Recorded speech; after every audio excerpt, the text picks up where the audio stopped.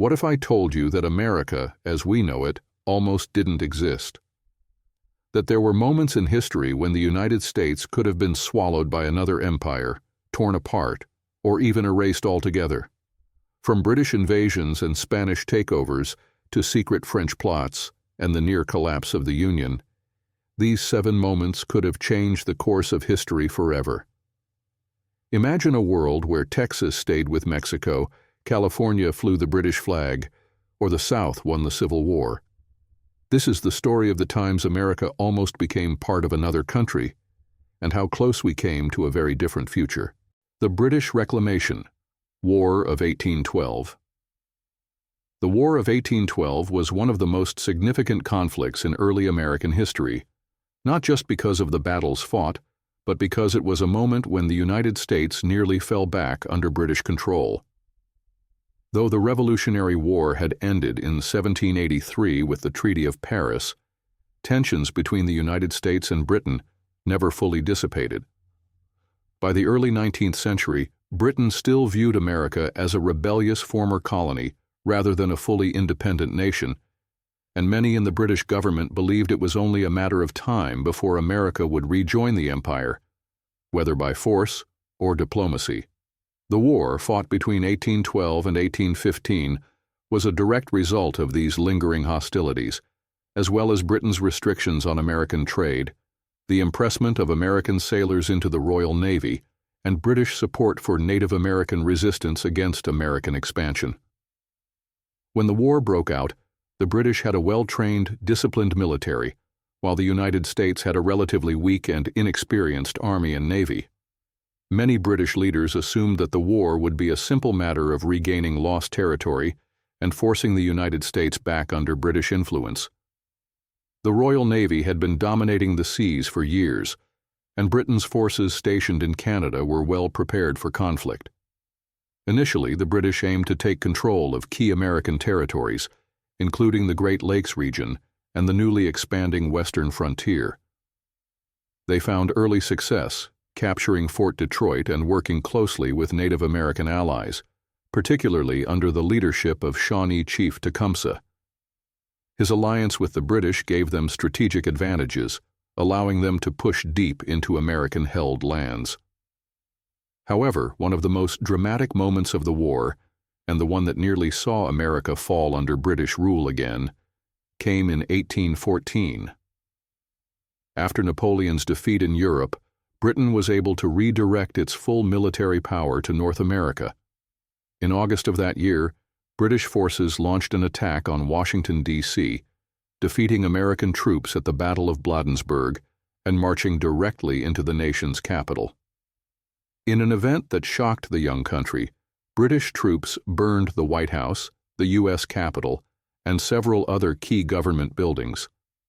President James Madison and other leaders fled the city, and for a brief moment it seemed that the war was lost. If Britain had held Washington, D.C. and pursued a full occupation of the East Coast, there was a possibility that the United States would have been forced into submission, effectively becoming a British-controlled territory once again. Despite this major setback, American forces regrouped and managed to prevent a complete takeover. The British attempted to seize Baltimore shortly after the burning of Washington, but their assault on Fort McHenry failed. The sight of the American flag still flying over the fort inspired Francis Scott Key to write "The Star-Spangled Banner," which later became the national anthem. The turning point of the war, however, came in early 1815 with the Battle of New Orleans. General Andrew Jackson led American troops to a stunning victory against the British, effectively ending any hopes Britain had of regaining control over the United States. The Treaty of Ghent, signed in December 1814, though the news did not reach America until early 1815, officially ended the war. While the treaty did not change territorial boundaries, it reinforced American independence by proving that the country could stand against the world's most powerful military. Britain abandoned its hopes of reclaiming the United States, and the war ushered in a new era of national pride and unity for America. The War of 1812 could have ended very differently had the British capitalized on their victories, but instead, it solidified the United States as a permanent sovereign nation. The Spanish Florida Takeover. For much of early American history, Spain controlled vast portions of North America, including Florida. While Spain was once a dominant colonial power, by the late 18th and early 19th centuries, its grip on its territories had weakened. Florida, in particular, became a contested land as American settlers moved in and tensions grew between Spain and the United States. Had events unfolded differently, Florida, and possibly more of the southeastern U.S., could have remained part of Spain or even become part of another European power. During the American Revolution, Spain allied with France and the American colonies against Britain, seeing an opportunity to reclaim lost territory. As a result, Spain regained control of Florida from Britain in 1783 through the Treaty of Paris. However, Spain's rule over Florida was far from secure. The land was sparsely populated and the Spanish government struggled to maintain control over the region. American settlers, adventurers, and runaway slaves frequently crossed into Spanish Florida, either seeking refuge or looking for new opportunities. The Seminole people, an indigenous group that included escaped slaves, resisted both Spanish and American encroachment, making Florida a lawless and unpredictable frontier. By the early 1800s, the United States had its eyes set on Florida, seeing it as a key piece of its expansion strategy. President Thomas Jefferson initially pursued diplomatic efforts to purchase Florida from Spain, but Spain refused. However, as Spain's empire weakened due to conflicts in Europe, particularly the Napoleonic Wars, the U.S. saw an opportunity. With Spain distracted, American settlers in West Florida staged a rebellion in 1810, declaring independence and later requesting annexation into the United States. President James Madison quickly agreed, and West Florida was absorbed into U.S. territory. Tensions escalated further under President James Monroe, who gave tacit approval for military incursions into Spanish Florida. General Andrew Jackson, an ambitious military leader, led a series of attacks in what became known as the First Seminole War, 1817 to 1818. Under the pretext of stopping Seminole raids and preventing British agents from influencing Native American groups, Jackson invaded Florida without explicit approval from the government. His forces captured key Spanish forts, executed British citizens accused of stirring up trouble, and effectively established American control over much of Florida. Spain, already struggling to maintain control over its territories in Latin America due to independence movements, was in no position to resist American aggression. The U.S. government denied that Jackson had acted under official orders, but instead of reprimanding him, Monroe's administration used the invasion as leverage in negotiations. In 1819, the two nations signed the Adams-Onis Treaty, in which Spain agreed to cede Florida to the United States in exchange for the U.S. assuming $5 million in Spanish debts and renouncing any claims to Texas, which was then under Spanish rule.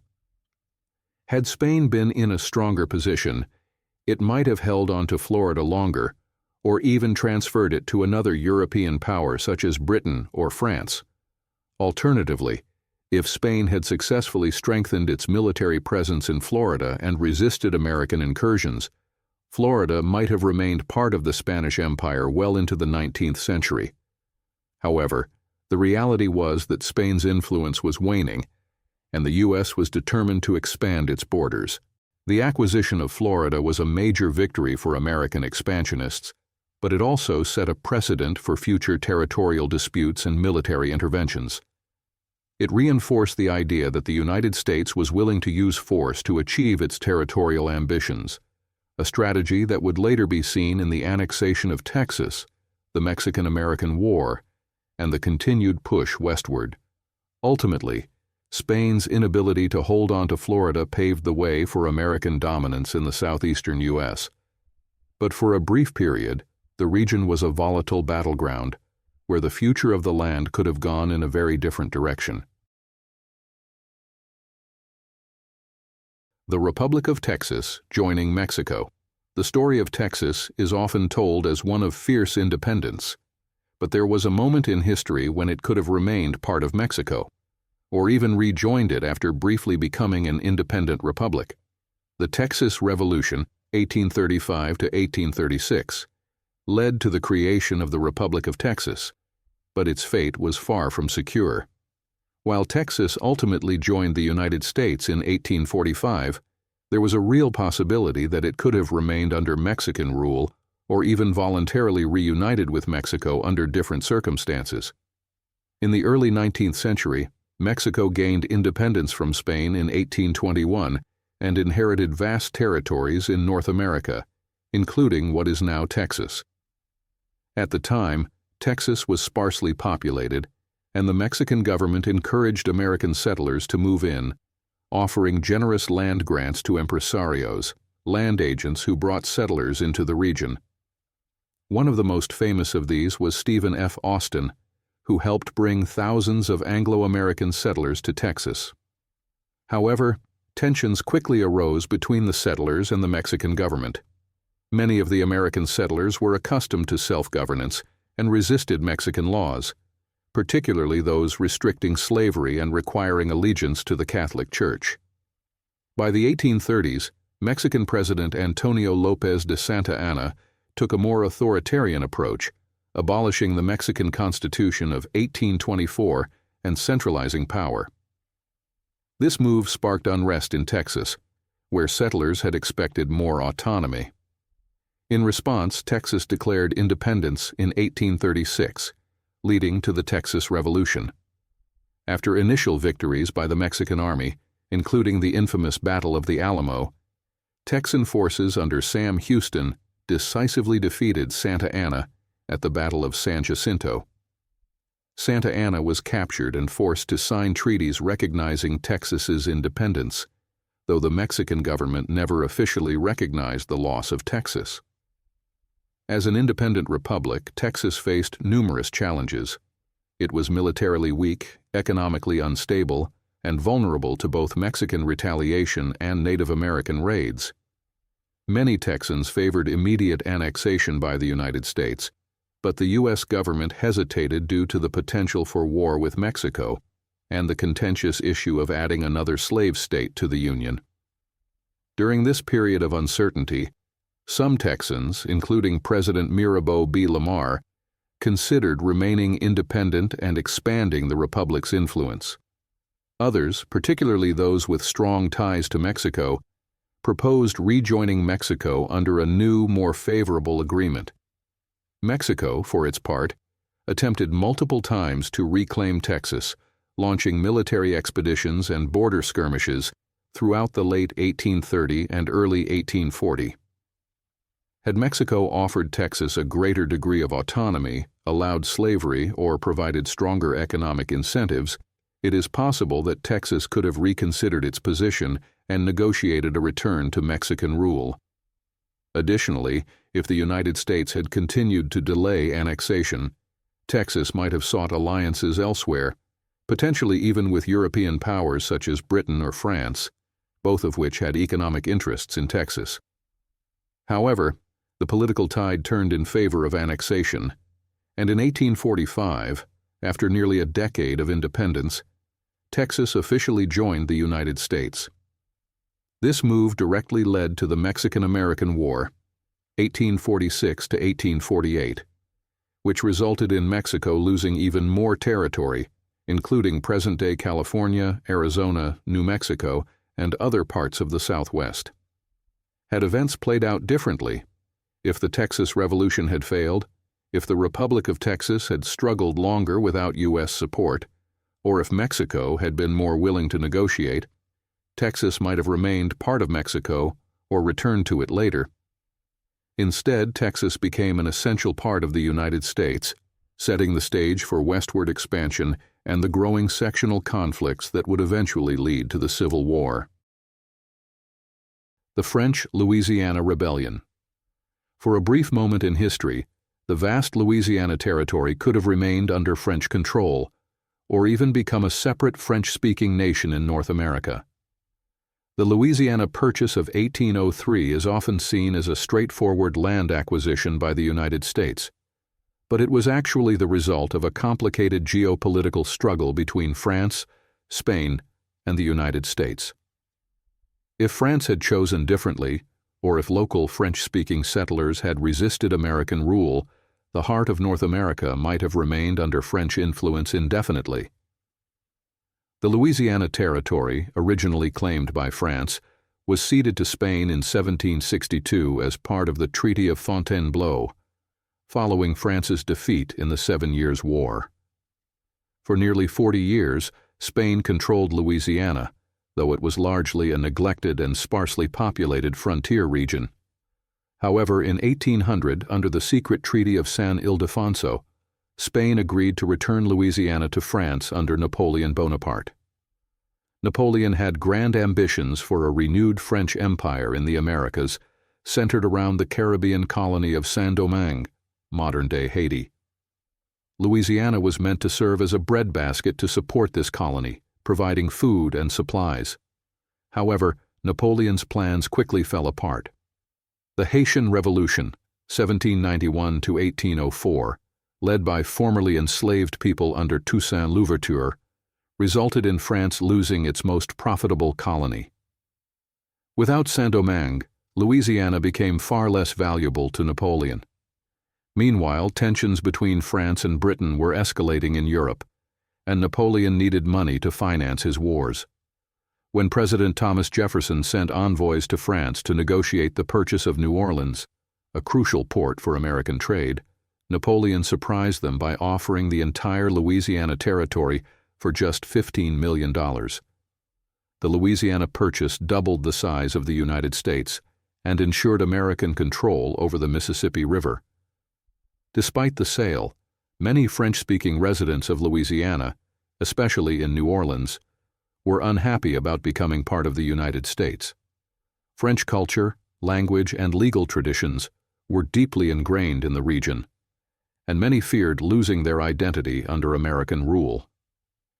In the years following the Louisiana Purchase, there were numerous tensions between American officials and the local French population. Some French-speaking Creoles and Acadians considered resisting American rule, and had Napoleon maintained his interest in Louisiana, he could have encouraged a rebellion to reclaim the territory. Had France decided to hold on to Louisiana rather than selling it, history could have taken a drastically different turn. A French-controlled Louisiana might have served as a buffer between the United States and Spanish territories to the west, preventing American expansion into the Great Plains and beyond. Alternatively, if French-speaking settlers in Louisiana had resisted American governance, they might have formed an independent republic, similar to what happened in Texas decades later. Instead, Louisiana became an integral part of the United States, though French culture remained strong in the region. Over time, the Louisiana Purchase enabled the United States to expand westward, setting the stage for further conflicts with Native American nations, Mexico, and other European powers. However, for a brief moment in history, Louisiana could have remained French, changing the entire trajectory of American expansion and cultural development. The California Bear Flag Revolt against Mexico and Britain.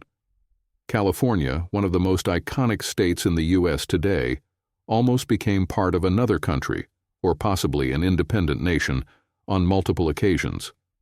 Before joining the United States in 1850, California was under Spanish and then Mexican rule. However, for a brief moment in 1846, it declared itself an independent republic in what became known as the Bear Flag Revolt. While this revolt ultimately led to California becoming part of the United States, it could have remained an independent nation, returned to Mexican control, or even fallen under British influence. In the early 19th century, California was a sparsely populated frontier, mostly inhabited by Native American tribes, Mexican ranchers, Californios, and a growing number of American settlers. Mexico controlled the region after gaining independence from Spain in 1821, but it struggled to maintain authority over its distant northern territories. By the 1830s and 1840s, American settlers were increasing in number, particularly in places like Sonoma and Sacramento. At the same time, Britain also had interests in California, primarily through its trading networks along the Pacific coast. By the 1840s, tensions between Mexico and the United States over territorial expansion were escalating. Many American settlers in California were sympathetic to the idea of American annexation, while others wanted full independence. In June 1846, a group of about 30 American settlers, led by William B. Ide and Ezekiel Merritt, launched a rebellion against Mexican rule in Sonoma, capturing the local Mexican commander, General Mariano Vallejo. They raised a homemade flag featuring a crude drawing of a bear and a star, declaring the creation of the short-lived California Republic. Although the Bear Flag Revolt was small and lasted less than a month, it occurred at a crucial time.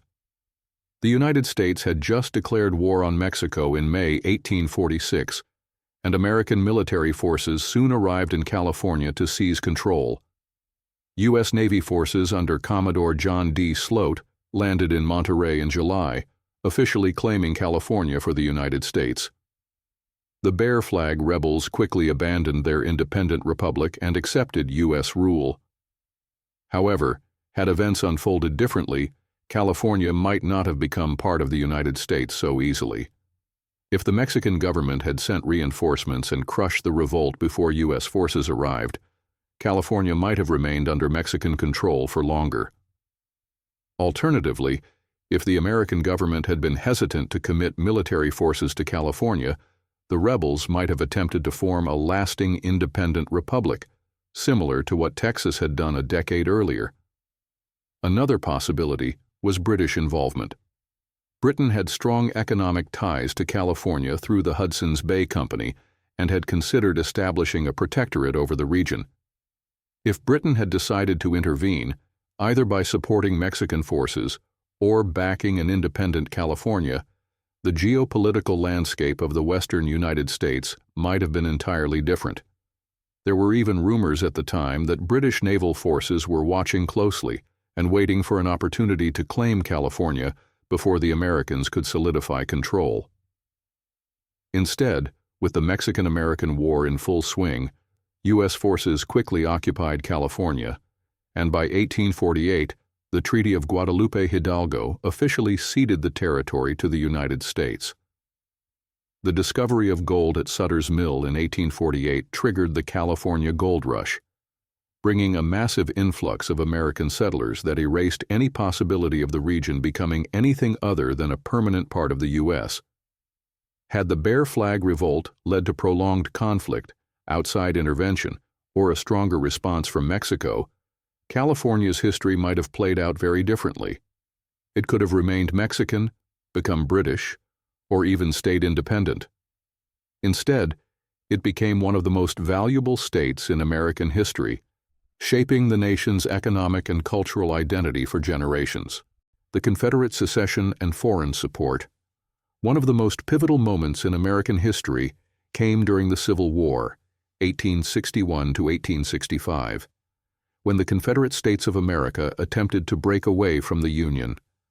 While the Confederacy ultimately lost the war and the United States remained intact, there was a real possibility that the South could have become a separate nation, especially if foreign powers such as Britain or France had decided to intervene on its behalf. Had events played out differently, the United States as we know it today might have been permanently divided.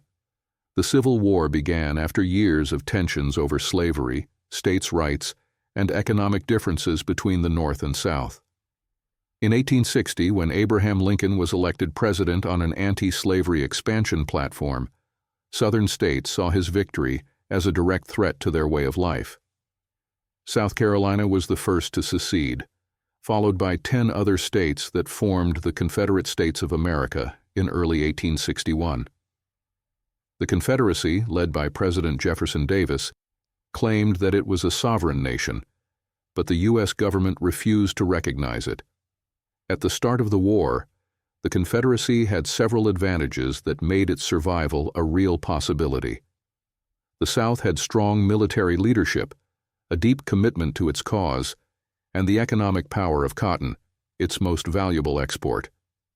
However, one of its biggest weaknesses was its lack of industrial power and resources compared to the North. For the Confederacy to survive, it needed recognition and support from European powers, particularly Britain and France, both of which relied on Southern cotton for their textile industries. The Confederate government actively sought diplomatic recognition, hoping that Britain or France would intervene on its behalf. Early in the war, there was serious debate in both London and Paris about whether to recognize the Confederacy. The British economy, in particular, was heavily dependent on Southern cotton, and many British elites sympathized with the South. France, under Emperor Napoleon III, also considered recognizing the Confederacy, especially if Britain did so first. The South's best chance for foreign intervention came in 1861 to 1862 with the cotton diplomacy strategy. Confederate leaders believed that by cutting off cotton exports to Britain and France, they could pressure these nations into supporting their cause. However, this strategy backfired. Britain and France found alternative sources of cotton in Egypt and India, reducing their reliance on the South. At the same time, the North imposed a naval blockade, further restricting Confederate trade and weakening its economy. The closest the Confederacy came to securing foreign support was during the Trent Affair in late 1861. Union forces captured 2 Confederate diplomats aboard a British ship, nearly causing a war between the U.S. and Britain.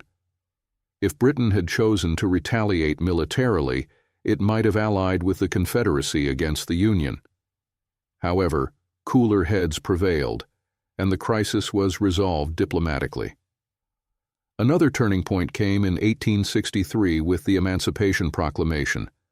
By declaring that the war was about ending slavery, President Lincoln made it politically impossible for Britain or France to support the Confederacy, as both nations had already abolished slavery. Public opinion in Europe turned against the South, and any hopes for foreign intervention faded. Had Britain or France recognized the Confederacy or provided military assistance, the Civil War might have ended very differently. A Southern victory could have led to 2 separate nations in North America, permanently altering the course of history. Instead, the Union's superior industrial strength, military strategy, and political leadership ultimately led to victory. The Confederacy collapsed in 1865, and the United States remained a single nation. While the Civil War ended in Union victory, it was far from inevitable.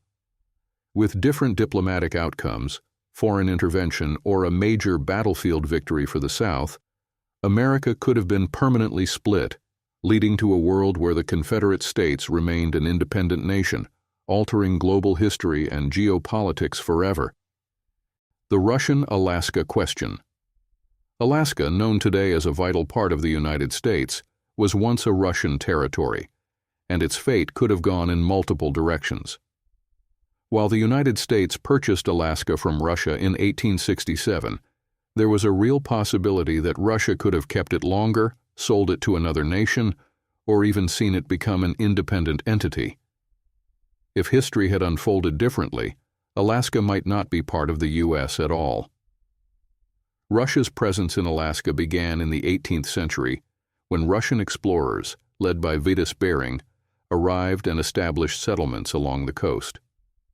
By the early 19th century, Russian America was a small but strategically significant colony focused mainly on fur trading. However, maintaining Alaska was costly and difficult for Russia. The territory was remote. The Russian-American Company, which managed Alaska, was struggling, and supply lines were unreliable. By the mid-19th century, Russia faced growing financial and military pressures.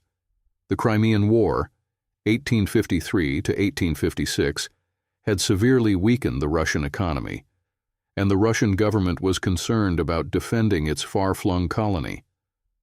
Russian leaders feared that if war broke out with Britain, which had strong military forces in nearby Canada, Alaska could easily be taken by the British without compensation. As a result, Russia began considering selling Alaska. Initially, the Russian government explored selling the territory to Britain, which had interests in the region due to its holdings in Canada. However, British officials were reluctant to take on the financial burden of managing Alaska, and there were concerns about conflicts with indigenous peoples and American expansionists. If Britain had chosen to purchase Alaska, it could have become part of Canada, creating a vastly different geopolitical landscape in North America. Instead, Russia turned to the United States. In 1867, U.S. Secretary of State William H. Seward negotiated the purchase of Alaska for $7.2 million, about 2 cents per acre. At the time, many Americans criticized the deal, calling it Seward's Folly or Seward's Icebox, believing that Alaska was a frozen wasteland with little value. However, the purchase secured a massive land area for the U.S. and removed Russia's presence from North America.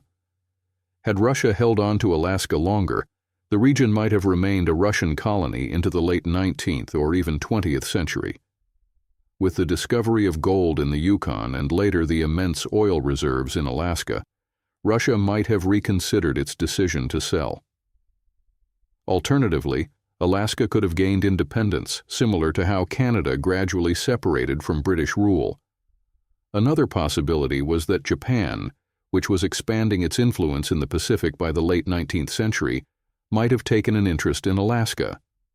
If Russia had been unable to defend the territory, Japan might have sought to establish a foothold in North America, altering the balance of power in the Pacific. Instead, Alaska became a crucial part of the United States.